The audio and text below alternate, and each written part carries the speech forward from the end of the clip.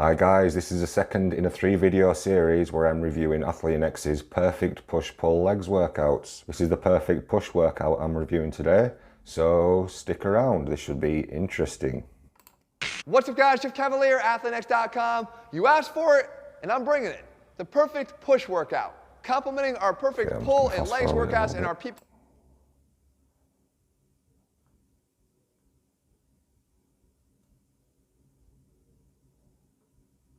Which is what we're going to show today, and then go into our legs. Now after that you have two options. You can either repeat this cycle for 6 straight days of training before taking a day off and then repeating it all over again, or you can do what we do here, which is take these 3 days and then put a rest day in between, and you start these 3 days again followed by another rest day. This is called an asynchronous split, and you're getting more frequent rest days in between these workouts, which allows for more recovery, but it also on the offside here is it's creating an unpredictable. Yeah, I don't think he explained it very well in the first video, but yeah, it looks all right doing it like this. That's how I prefer to do it, to be honest, rather than 2 workouts back to back, 6 days in a row without a rest day. 3 days on, 1 day off is a really good sort of split. It's a good balance between frequency and having enough rest days. So yeah, I agree with that. Predictable off day. Some people don't like that, but I do believe that the benefits of getting that extra off day are going to serve you well. Which brings us now to our workouts and the exercise. And that's right, I said workouts, because in the perfect push workout here, we actually have 2 of them. Push 1 and push 2. And the reason for that is we're going to select exercises that actually help to complement each other from push 1 to 2, but also help to stand alone with their own benefits. And I believe when we're trying to accomplish something as big as creating muscle growth with this split, we need to have more options at our disposal. Yeah, that makes sense. Because you've only got a limited number of sets you can do in each push-pull legs workout, it's a good idea to split them up into 2 slightly different workouts, so you're hitting your muscles from different ways. Yeah, it's a good idea. Break them down into 2 parts. Part 1 here starts with our classic push exercise here for actually building strength as one of our main mechanisms of driving growth through overload, and this is the barbell bench press. And we're going to perform this as 4 sets of 4 to 6. We're going to leave 1 to 2 reps in the tank though, not taking it all the way to failure. However, bench press is an excellent chest exercise. It's my main mass builder that I use for building my chest.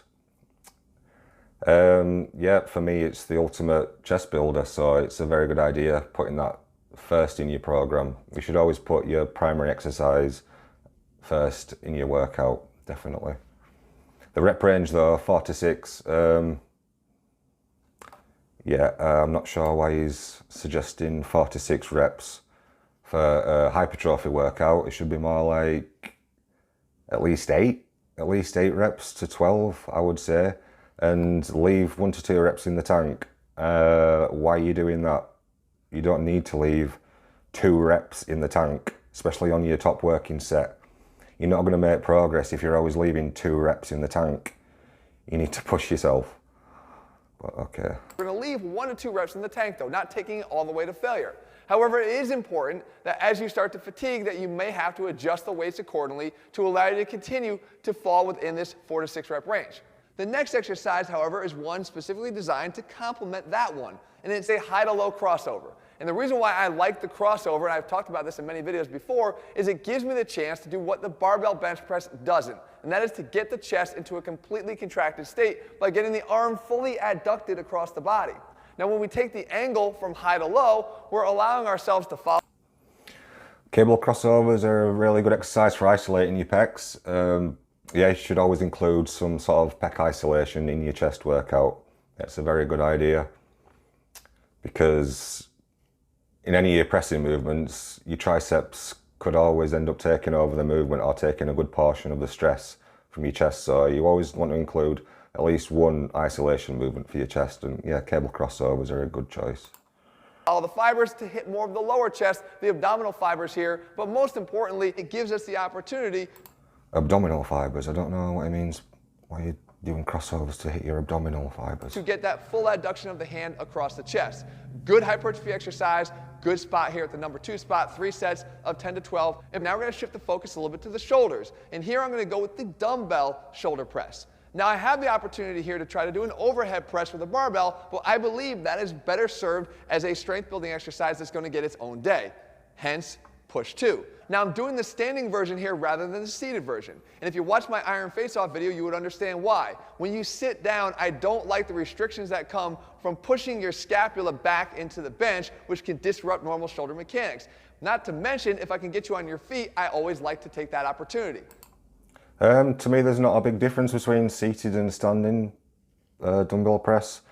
I don't know why you're doing standing. I've always done them seated with dumbbells. I always do use barbell standing. It's just the way I've always done it. But yeah, I don't see any reason why you can't do them standing up. I don't know if it'll make that big a difference. But yeah, good exercise for isolating your delts. You can perform that for 4 sets of 8 to 10, slightly higher rep range, again reserving. Yeah, that's more like it in the rep range, 8 to 10, rather than 4 to 6. You do not want to be going heavy on your shoulder presses. The lower rep ranges for strength-based progression in that second day. We then move on to that second exercise, following up very much the same way we did with the crossover, and this is the 1.5 side lateral raise. Again, trying now to focus a little bit more for hypertrophy on that middle delt. And we could do it with this 1.5 rep style that increases the time that we're under tension in the exercise. So we take it up fully all the way, we come down halfway, and then we have to go back up to the top. Okay, to me that looks like he's doing lateral raises in completely the wrong way that you're supposed to do them. You're not supposed to be raising your arms up, your hands up above your shoulders when you do a lateral raise. Right? If you look when he does them, he's twisting his arms upwards. Side lateral at the raise. top. Again, trying now to focus a little bit more for hypertrophy His arms on are that coming middle up. delt. And we could do Your it arms with this shouldn't come 1.5 above rep your style shoulders that increases like the that. time that we're under tension His in the arms are exercise. going So we take it up up. fully all the way. That means we he's come using down his front halfway, delt, and then we have to go which back up to the top defeats the again. purpose of doing Eliminating a all lateral raise, momentum really. from the movement. And again, So that's, unless he's trying to isolate his front delts, which I don't see any reason to do, seeing as how he hasn't done any direct lateral head work yet. It doesn't make any sense. I'm surprised he's got such terrible form, to be honest. forcing the muscle we're actually trying to get to grow to do the work. We perform this one in 3 sets at a higher rep range of 12 to 15. Again, really focusing on good quality contractions, not muscle substitution that often happens. Good quality contractions. Did you hear him there? Good quality contractions, even though he's doing it completely wrong. With the traps and simply just momentum swinging the weight up. And now we come back here and we move to the direct tricep portion of the workout. Understand the triceps have been working through all the other exercises you've been doing so far, but in this case, we're going to go directly at them. And we're going to actually pair them up with, get this, a pulling exercise, a bicep exercise here on push day. Why? Because we have an opportunity. Yes, why? Why are you doing a biceps exercise on push day? That doesn't make any sense. The whole reason of a push-pull legs workout split is to group all your muscles together that are working together. Then you get the rest days when you work in the other muscle groups, and then you come back around to work them again after those few days. It makes no sense to be doing biceps one day and then biceps the day after, or triceps one day, then triceps the day after, or triceps the day before bench. It doesn't make any sense. I don't know what his reasoning is in doing this, but he must have some reason. Let's continue. Opportunity when we pair this in the entire PPL split we put together here to get some additional volume for the biceps on push day. Oh, he's trying to get additional volume, apparently. I don't know why you can't get that additional volume on your pull day. You could just do a few extra sets of biceps on your pull day because it's a pull exercise, but what do I know? Without interfering with what we're trying to accomplish here in our pushing exercises. And that is, we start with a big push exercise for the triceps, my favorite, the lying tricep extension. This we're going to perform for 3 sets of 10 to 12 to failure, and then we're going to go right into the dumbbell weight or curl. And these are both good exercise selections here. Number 1, the tricep exercise is hitting the long head primarily. By getting that good stretch in the bottom position, we're able to do something we haven't necessarily done through the other exercises. When we push overhead or push out in front, the medial and lateral head tend to get most of the work. The long head here is going to get some extra special attention through the first exercise. In my opinion, a better exercise if you want to isolate the long head of your triceps, you're better off doing an overhead extension where your arm is fully extended overhead like that, then you've got the full stretch on your triceps rather than relying on a little stretch from there to get your long head contracting. It's a good exercise though that he's doing. Yeah, nothing wrong with it, but like I said, a better exercise if you are looking to isolate the long head would be an overhead exercise. And again, the dumbbell waiter curl is also a long head exercise, but this time for the biceps, serving again as the perfect complement and giving us a chance to get some additional volume. 3 sets of 10 to 12 on both ends of this superset. And before we call it a day... Yeah, 3 sets of 10 to 12. It's a good rep range for arms. I like to go a lot higher on the reps for arms than I do on my compound exercises. So, yeah, that's fine. Hey here, guys, no Athlean-X workout is complete without making sure we pay a little bit of attention to bulletproofing our body through the use of some correctives. And my corrective of choice here is some rotator cuff external rotation. Guys, simply grab a band and perform this boring but all-important exercise to finish out this workout, 3 sets of 15 to 20. When you do a pushing workout, you are internally rotating a lot.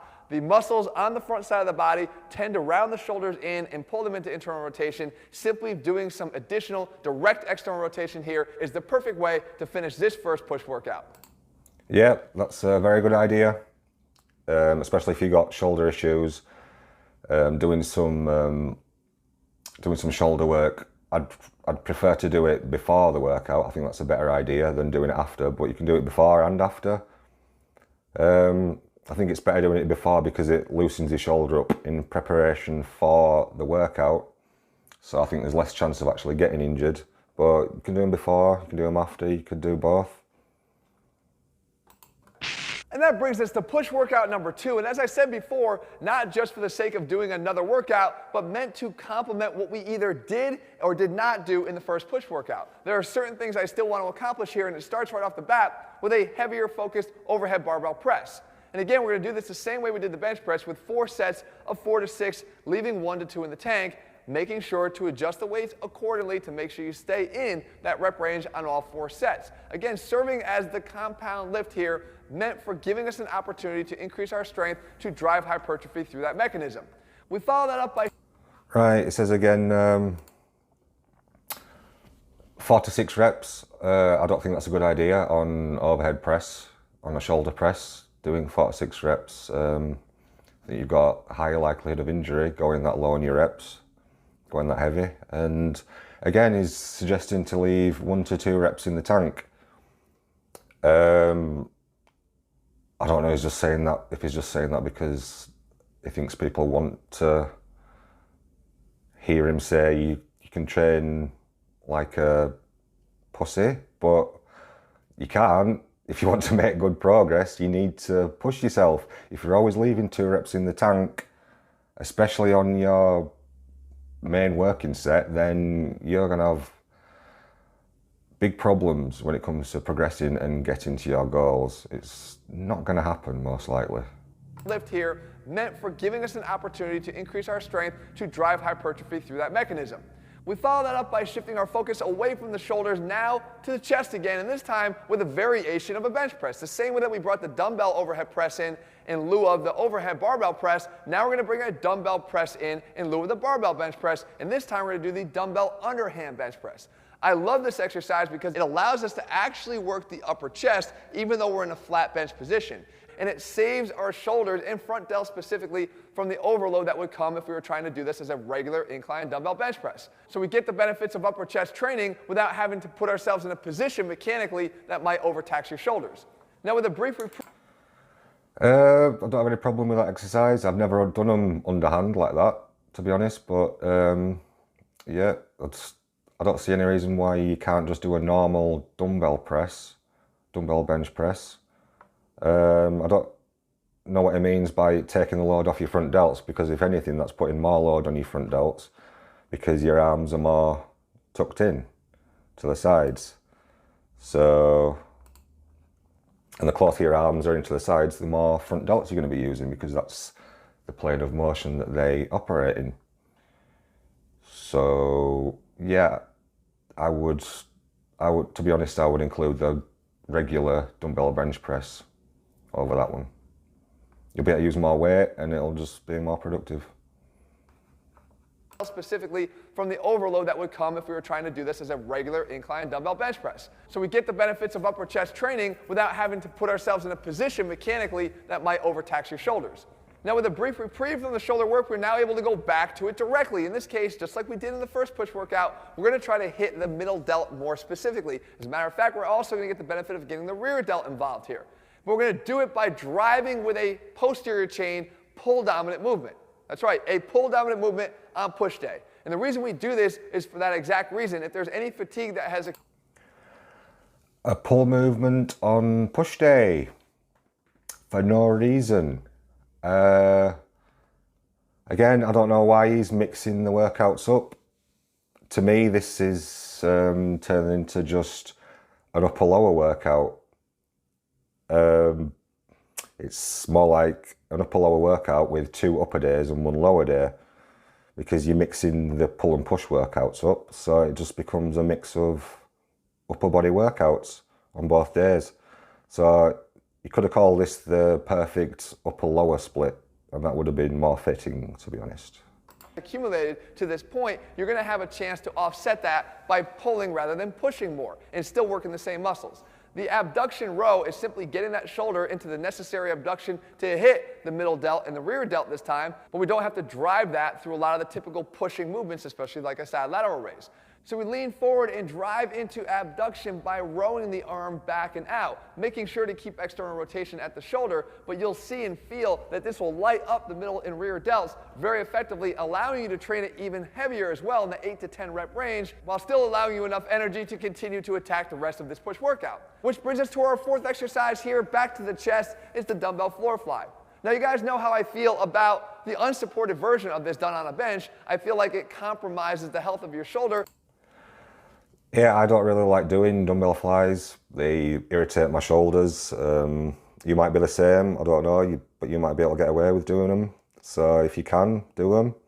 If you've got shoulder issues, this might be a good alternative. Yeah, I can see how stopping your elbows going too far down by laying on the floor could save your shoulders from getting irritated. So it's, yeah, looks like a good option. And increases the risk where we don't need to. If we simply do this down on the floor, we get 2 additional benefits. Number 1, we have the safety net of the floor to make sure that we're not overstretching the capsule of the anterior shoulder. And secondly, we have the opportunity to go a little bit heavier, because we can take these up and we can even cheat them up to the top if we have to and lower them down. What we're really focused on here is getting that eccentric overload, which we know is another driver of hypertrophy. We perform these for 3 sets of Yeah, 10 to 12 reps, good rep range. I might want to go a little bit higher, to be honest, since how it's an isolation movement. Maybe 10 to 15 or maybe even to 20 reps to get a good pump. 10 to 12. Which brings us to the direct tricep portion of the workout, which is going to once again be supersetted with some additional bicep work for volume, but this time we're going to opt to go a little bit heavier. We're going with the tricep close grip bench press, performing 3 sets of 6 to 8 reps to add a strength-based movement that is more tricep focused to create additional gains. We select this exercise as a complement to the tricep extensions we did, which was focused more on the long head. Here, once again, now we're using some additional weight to focus on the medial and lateral heads. And the exercise we're going to pair that up with this time is simply a dumbbell curl of choice. And I mean that. After all, curls are essentially curls, no matter how you perform them.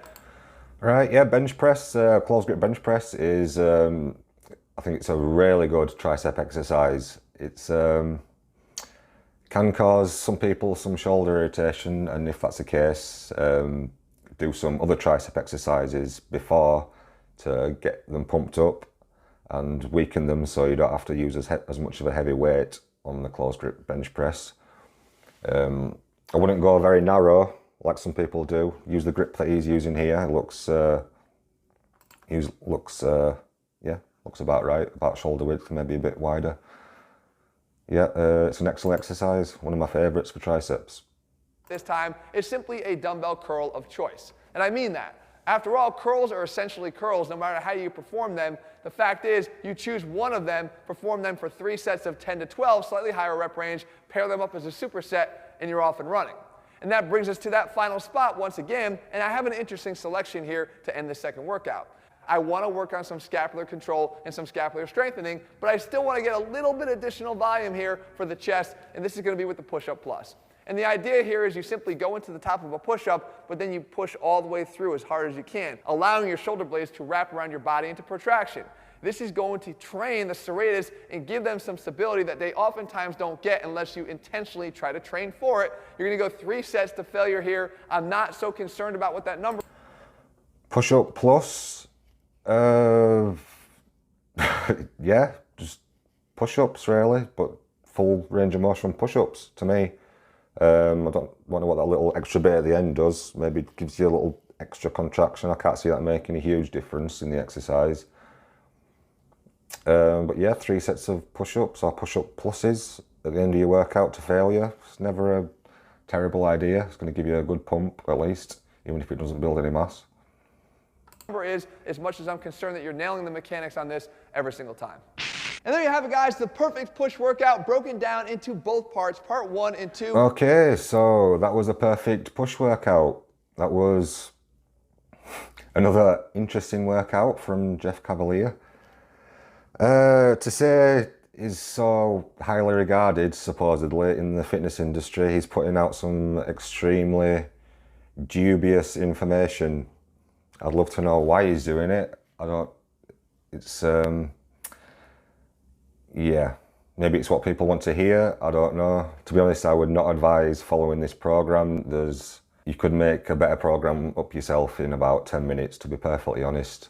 Yeah, I am looking forward to seeing what the perfect legs workout entails. Maybe we'll be doing some upper body, maybe some pull-ups or bench press mixed in with the legs. Let's wait and see. Don't forget to like, comment, subscribe. I'll see you next time.